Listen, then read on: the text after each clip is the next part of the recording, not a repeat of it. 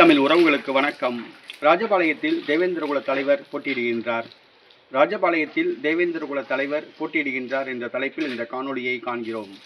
2026 தமிழக சட்டசபை தேர்தல் சூடுபிடிக்க ஆரம்பித்துள்ளது.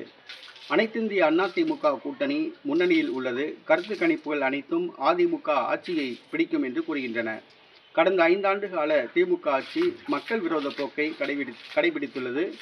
குறிப்பாக தேவேந்திரகுல வேளாளர்கள் பட்டியல் வெளியேற்றம் கோரி 40 ஆண்டுகளாக போராடி வருகிறார்கள். திமுக அதை பற்றி கண்டுகொள்ளவே இல்லை. தேவேந்திரகுல வேளாளர்கள் பட்டியலில் இருந்து வெளியேற வேண்டும் என்பது திமுகவுக்கு விருப்பமும் இல்லை. அந்த சூழ்நிலையில் அதிமுகவுடன் தமிழக மக்கள் முன்னேற்ற கழகம் கூட்டணி வைத்தது. ஒரு தொகுதி ஒதுக்கப்பட்டுள்ளது. ராஜபாளையம் பொது தொகுதி ஒதுக்கப்பட்டுள்ளது. பொதுவாக தேவேந்திரகுல வேளாளர் சமுதாய கட்சிகளுக்கு தனி தொகுதி தான் ஒதுக்குவார்கள். இந்த முறை பொது தொகுதி ஒதுக்கப்பட்டுள்ளது. பட்டியல் வெளியேற்றம் நடைபெற்றுவிட்டால் பொது தொகுதியில் தான் தேவேந்திரகுல வேளாளர்கள் போட்டியிட முடியும். அதற்கு முன்மாதிரியாக ராஜபாளையம் தொகுதி பொது தொகுதி ஒதுக்கப்பட்டுள்ளது.